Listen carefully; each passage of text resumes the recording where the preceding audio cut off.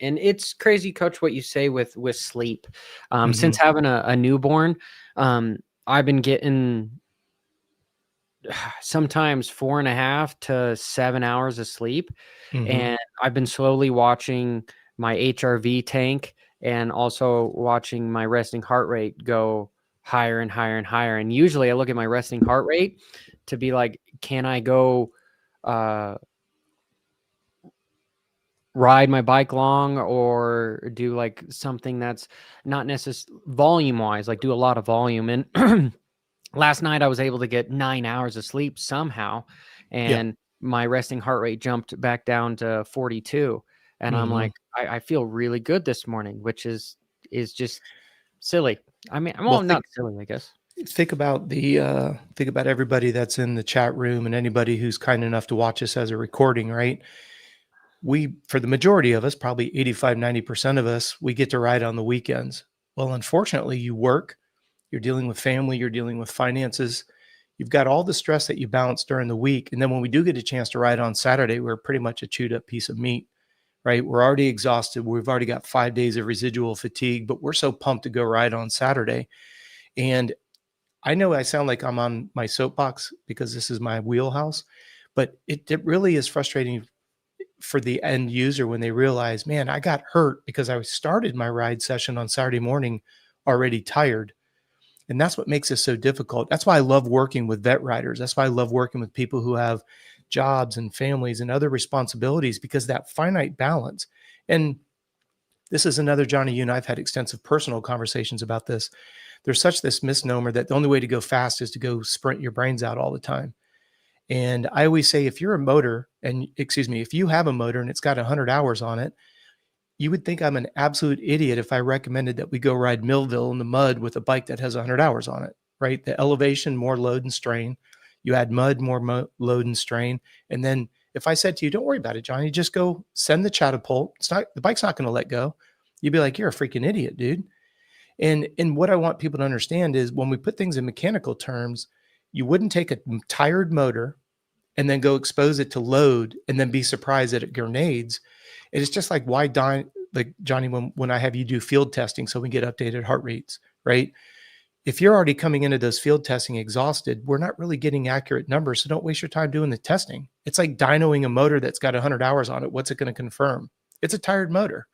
You don't need to worry if it's putting Well, out Coach, three that's less why, like, horsepower. I'm 35, and I'm all like, yeah, I'm thinking about doing things more legit. Like, let me just go to a TRT clinic and get some more, because then I could sleep less and I'd feel stronger.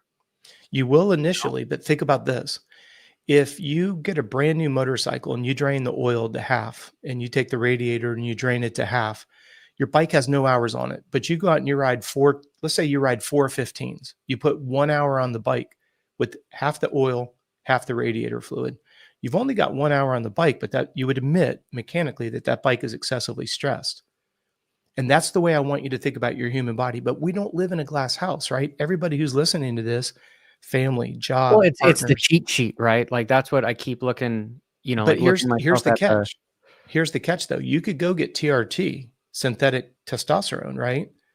The I was problem thinking about is trying to see if they can give some trenbolone, is what I was thinking. but what you're doing is you're essentially modding a tired motor. So yes, you'll get an initial lift for maybe 6 months to a year, but then eventually the adrenal system can't keep up. And then you've got Epstein-Barr, Addison's, or chronic fatigue. Those are those are fatigue related diseases. So just because you pump up the system doesn't mean that the infrastructure is being rejuvenated every night. So when you're running Okay. 4 to 6 hours of sleep. So that's like one of my initial things, because like I'm noticing that like I need to have so much more sleep before Mhm. stuff, just in my mid 30s. Second, I've got some of my friends that are like, dude, you need to take, because I don't know if there's some rigidity issues in my leg from the fundamentals of the foot drop, to where like I can't, running wise, it's not great. Mhm. My foot just kind of flops and does whatever it wants, to the 2 rods and the 8 bolts that are throughout my leg. you know, I've told you a few times, like I've stopped running and even cycling kind of hurts. And so I'm like, maybe if I start taking some more peptides, and because everyone keeps talking about putting peptides in your joints, what is it, BB156 or something? BPC 157 with TB 500 is the stack that they talk about. Yeah. It's an anti-inflammatory. And they're telling me, Johnny, take this, you'll be great. And so I did, before my last Ironman, I did maybe 2 weeks of it. And then it was really, you know, talking with you was really my IT band. It had nothing to do with my knee. So it was a total waste of things. So I stopped needling myself there, but I'm like, maybe I should try that again, you know. It's never going to hurt. But what I want all the listeners to pay attention to is I don't want you to become physically dependent on anything, and I don't want you to be psychosomatically dependent. Can you imagine if you got it locked in your head, Johnny, that you couldn't do a workout unless you had a dose of creatine and you had to have a dose of this and a dose of that? Eat real food, sleep as much as you can, and just do your workout, put out the best you can. Why pay to have a good workout?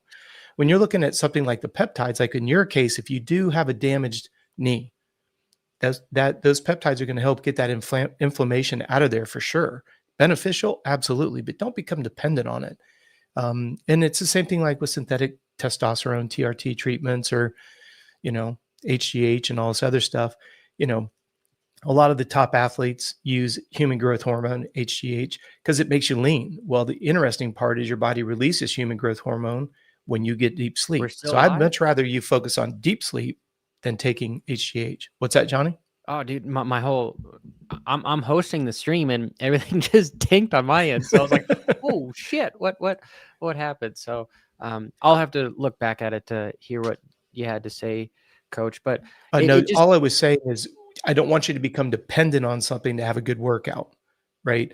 The reason why we created how energy, much does good food really help? Because 100%. All right, here's okay, the easiest here example. first tell me, like, okay, tell me this.